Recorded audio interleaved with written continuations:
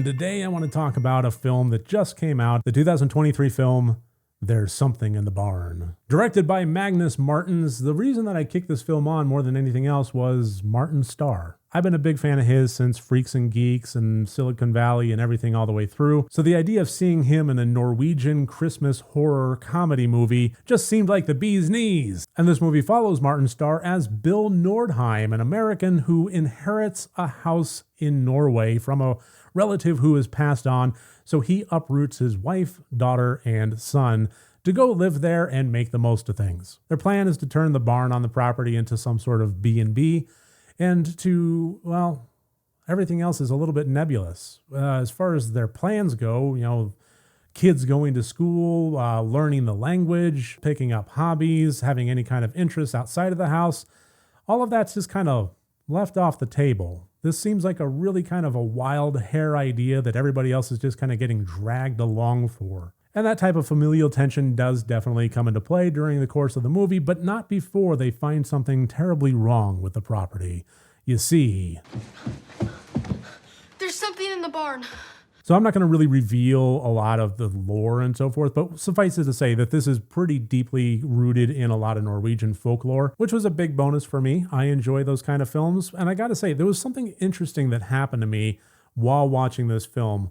There was a certain point in which we had a lot of the conflict that was starting to really brew over into the big climactic elements of what appeared to be the last moments of the film. And the only thing really kind of coming into my head at that moment was, well, we're off to the races and it's time to wrap this up.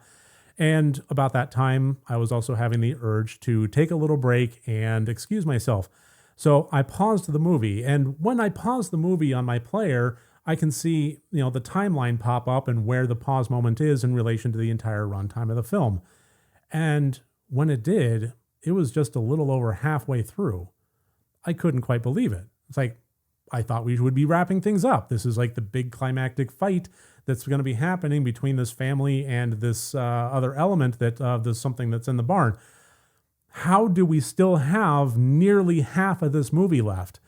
And as the entirety of the movie fleshed out, I still couldn't quite answer that.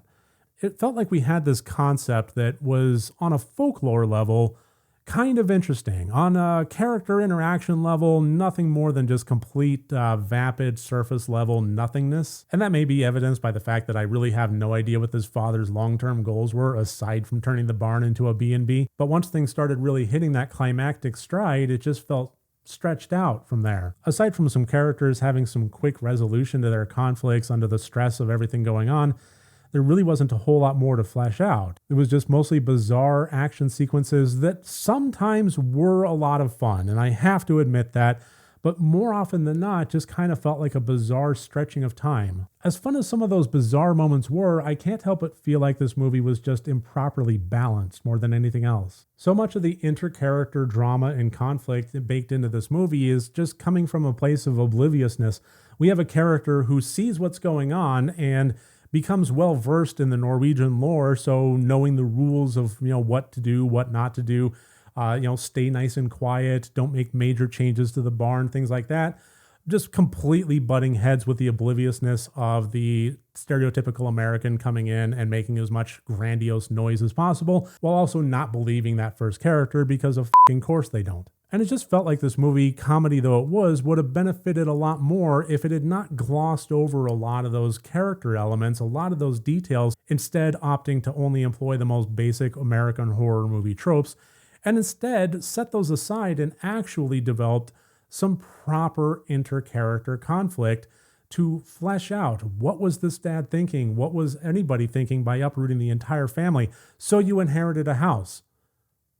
That doesn't mean move your family to fucking Norway. If your kids are obviously struggling with this move and all the situations that are happening, maybe take a little bit of a moment to acknowledge it instead of just pretend it's not there. And I get that that was kind of part and parcel of the characters, but that doesn't mean it was an enjoyable watch. It doesn't mean I have to like it, especially when the entirety of the first half was just rushed so quickly. It made it so that when the zaniness started really kicking off and everybody started having their resolutions, they just never really felt entirely earned. And if I were to point to any particular movie to kind of illustrate what I'm talking about, I would have to point to the 2015 Michael Dougherty film Krampus. We had the interpersonal character conflicts in that film, but they felt fleshed out. We had characters that fought, but we also had characters that talked and really listened. And then as the movie went on and the zaniness started ramping up, the growth that the characters went through both individually and together did feel earned. And that just wasn't the case with There's Something in the Barn. As much as I love Martin Starr, I gotta say, his character in this film was probably one of the most irritating horror film characters I can recall in recent memory. I wanted to slap him so goddamn hard, and it's tough to enjoy a film when it kind of forces that level of frustration upon you. This had a fairly decent production value. There were aspects of the storyline that I did enjoy,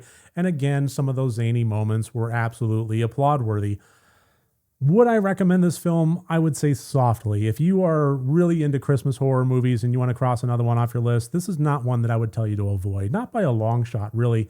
But I was hoping to enjoy it a lot more than I did. Based on that alone, I have a bit of a hard time giving a blanket recommendation to this. So take that for what you will. Thank you so much for joining me here today. I look forward to seeing my next review. And remember, next time you want to watch a horror movie, first make sure that it's good and rotted.